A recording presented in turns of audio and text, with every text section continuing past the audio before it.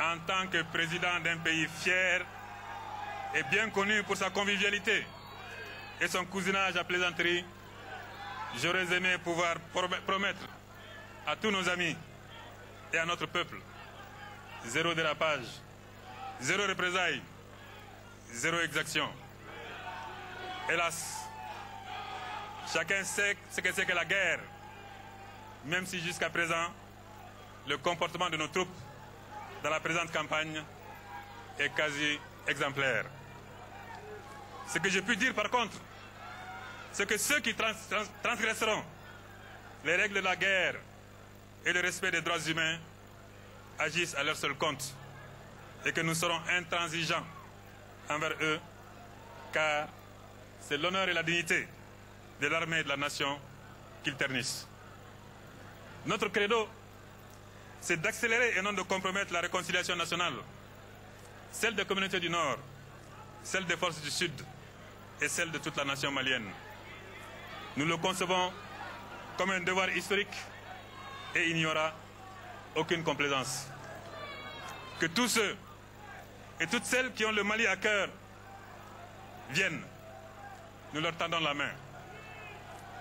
Que tous ceux et toutes celles qui ne sont pas dans les schémas de partition, de terrorisme, de narcotrafic et de crimes organisés nous rejoignent, abandonnant ainsi leurs fantasmes pour un vivre ensemble nécessaire et souhaité. Le Mali de 1992 à 2012 est ce pays qui a accepté la discrimination positive au profit des zones nomades de nos régions du Nord avec un investissement sans précédent. Loin d'exclure ou de marginaliser les communautés du Nord, l'État central les a au contraire intégrées dans la fonction publique sans concours, dans l'armée, dans la vie politique et économique du pays. En 2012, donc, aucun problème n'était créé à Kidal, à Gao ou à Tombouctou, qui ne pouvait être négocié dans le cadre de la démocratie, de la décentralisation, dans la paix et la concorde. Monsieur le Président, le peuple du Mali et son gouvernement ont le ressort pour un dialogue intermalien ouvert à toutes les sensibilités, à tous les débats pour ressouder la nation et répondre à la demande de décentralisation effective portée par 703 communes. Ce dialogue, nous le mènerons conformément aux dispositions de la feuille de route votée à l'unanimité par l'Assemblée nationale. Une feuille de route qui prévoit un retour total à une vie constitutionnelle normale à la suite d'élections propres et crédibles avant le 31 juillet 2013. Cela semble une gageure pour beaucoup, mais nous pensons que cela est possible avec le soutien de nos frères et de nos amis. Vous êtes en train de faire le plus difficile avec nous, au prix de la vie de vos soldats. Je ne doute pas un seul instant que vous nous aiderez à gagner ce pari aussi. Ce pari de la démocratie malienne, vous qui venez d'une décision rapide et juste de consolider la France du bon côté de l'histoire de l'humanité. Monsieur le Président, j'ai cherché. J'ai cherché en vain dans cette belle langue que nous avons l'heure de partager avec vous un mot qui puisse exprimer en une seule fois le sentiment que le peuple malien éprouve aujourd'hui pour vous. Mais je ne l'ai pas trouvé. C'est pourquoi vous me permettrez de vous dire encore une fois et tout simplement merci. Vive Tombouctou, vive Bamako, vive le Mali et vive la France. Voilà. Je le passe de relais. Merci bien.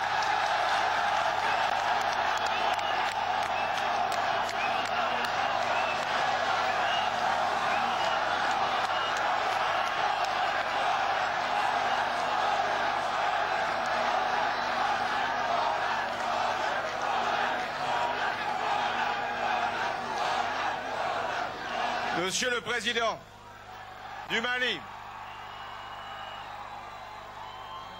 Vous venez à l'instant de remercier la France à travers ma personne, à travers le gouvernement ici représenté. J'y suis sensible, j'en suis fier. Mais à mon tour d'exprimer au peuple malien toute ma gratitude pour son accueil exceptionnel. Tout au long de cette journée, commencée à Mopti, poursuivie à Tombouctou, se terminant ici à Bamako, et partout, les mêmes clameurs, la même ferveur, pour dire vive la France et vive le Mali.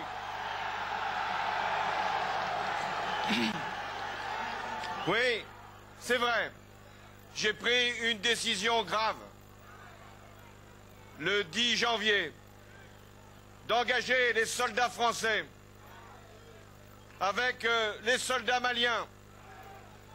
C'était l'appel que m'avait lancé le président Traoré. C'était le devoir de la France qui agissait au nom de la communauté internationale avec le soutien des pays européens dans le cadre des Nations Unies. Oui, nous devions être là parce que ce qui était important de combattre, c'était le terrorisme. Le terrorisme ici au Mali, le terrorisme en Afrique de l'Ouest, le terrorisme partout. Et agissant ainsi, la France était à la hauteur de son histoire, de la République, des droits de l'homme et donc de la démocratie. Eh bien, depuis cette date du 11 janvier de l'intervention de la France, ville après ville, village après village, les armées du Mali et de la France, appuyées par les pays de l'Afrique de l'Ouest, rendent enfin au Mali son unité, son intégrité et sa force.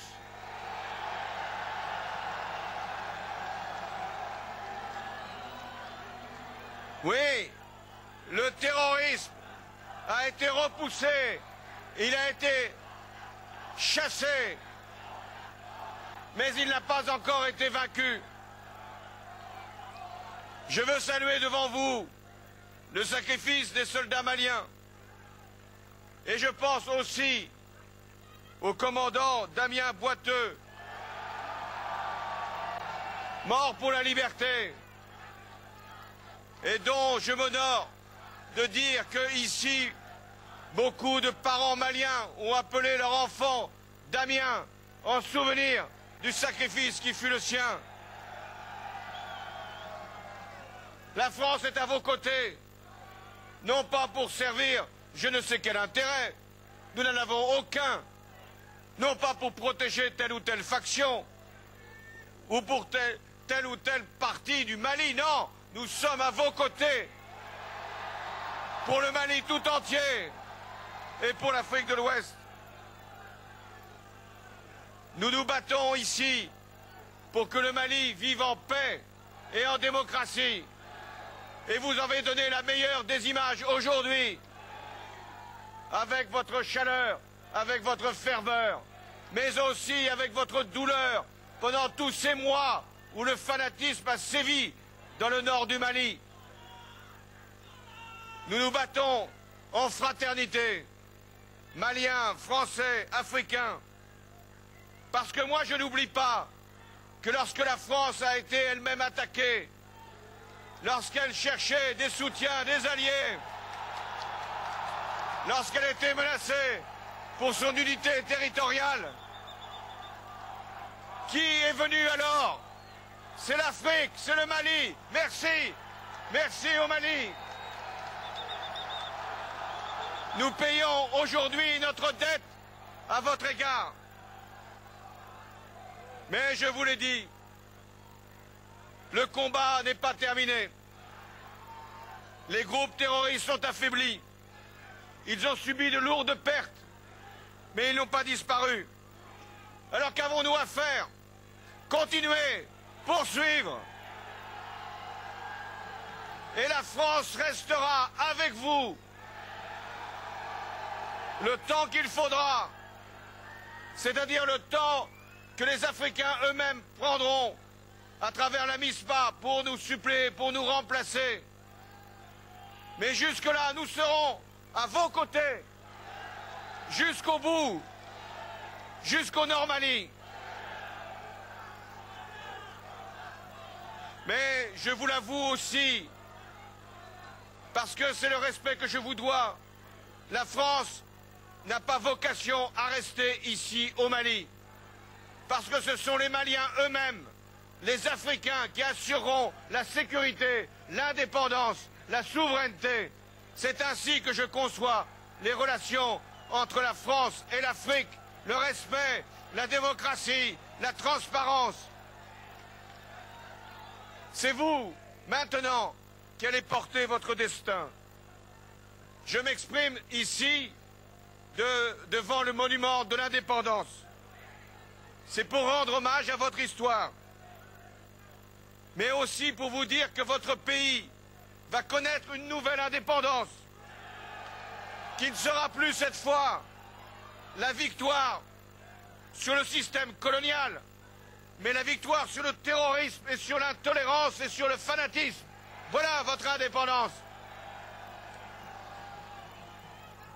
La France est aux côtés du Mali par ses soldats, mais elle est aussi aux côtés du Mali par son aide, par son soutien. Et donc nous avons décidé d'être à vos côtés pour vous accompagner dans le redressement économique, dans la renaissance de vos services publics, pour l'éducation, la santé, la sécurité. Nous contribuerons à la réédification des sites culturels maliens. Et nous ne serons pas seuls à le faire. L'Europe est à vos côtés. La communauté internationale est avec vous. L'UNESCO, représentée par sa directrice générale, est là aussi. Parce que nous ne pouvons pas accepter ce qui s'est passé à Tombouctou. Des lieux saints qui ont été, hélas, souillés. Des monuments qui ont été profanés. Des documents qui ont disparu. Eh bien, nous les reconstituerons avec vous. Parce que c'est le patrimoine du Mali, mais aussi parce que c'est le patrimoine de toute l'humanité que vous avez en charge. Je connais les souffrances qu'a provoqué l'occupation des villes du nord du Mali. Ceux qui se sont associés aux groupes terroristes devront répondre de leurs crimes. Mais devant la justice, il ne doit pas y avoir d'impunité pour ces actes. Mais c'est à la justice malienne, à la justice internationale, à la Cour pénale, de faire en sorte qu'il puisse y avoir la juste sanction de ces crimes. Mais la justice n'est pas la vengeance. Ce n'est pas l'exaction. Aucune souffrance ne peut excuser le pillage ou une exaction. On ne répare pas une injustice par une autre injustice. Vous devez être exemplaire. Vous êtes regardé par toute la communauté internationale. Oui, nous devons châtier les criminels, les terroristes, mais nous devons le faire, vous devez le faire, avec le respect des droits de l'homme, ceux-là même qui ont été bafoués, floués par les terroristes. C'est dans cet esprit de confiance à l'égard du Mali. Je sais l'effort qu'il reste à faire. À la fois retrouver l'intégrité territoriale de tout le Mali. Aucune ville, aucun village ne doit être occupé par des terroristes et échapper à la souveraineté du Mali. Oui, nous avons aussi à engager ce processus de sécurité par la MISMA, par les forces africaines. Oui, vous avez à faire la transition politique, la démocratie, les élections. Faites de belles élections au mois de juillet. Montrez à toute l'Afrique, à tout le monde, que le Mali est un exemple. Et faites en sorte que la France puisse se dire que ce que vous faites ici au Mali méritait bien le sacrifice de nos soldats. Ce qui se joue aussi, c'est la relation entre l'Europe et l'Afrique. Nous avons besoin de nos deux continents ensemble pour assurer l'avenir. Nous avons besoin de la communauté internationale. Nous avons besoin des aides qui viendront de partout pour vous. Et puis nous avons besoin de la France et du Mali unis, ensemble. Les deux peuples qui se retrouvent dans les mêmes fondements, dans les mêmes valeurs. J'ai parlé aux Maliens qui vivent en France. Je leur ai promis que je viendrai ici à Bamako pour leur dire et pour vous dire que ce que nous avons à faire ensemble est plus grand que nos deux peuples. C'est de montrer que le terrorisme peut être vaincu, que la démocratie peut prévaloir et que les droits de l'homme valent partout, dans tous les continents. Et que nous sommes les uns les autres unis, unis par le sang versé, unis par la décision que nous avons prise ensemble, unis avec les Nations Unies, unis ensemble. Faites en sorte, amis maliens, de réussir jusqu'au bout votre nouvelle indépendance. La France est avec vous, la France est à vos côtés, la France est fière de vous. Et moi, je veux ici vous dire que je viens sans doute de vivre la journée la plus importante de ma vie politique. Parce que, à un moment, une décision doit être prise. Elle est grave. Elle engage la vie d'hommes et de femmes. Cette décision, je l'ai prise au nom de la France. Cette décision, elle honore la France. Et à travers les clameurs, la ferveur, le soutien que vous m'apportez, c'est à toute la France que vous donnez votre plus grand hommage. Merci, peuple malien. Vive le Mali, vive la France, vive l'amitié entre le Mali et la France. Merci.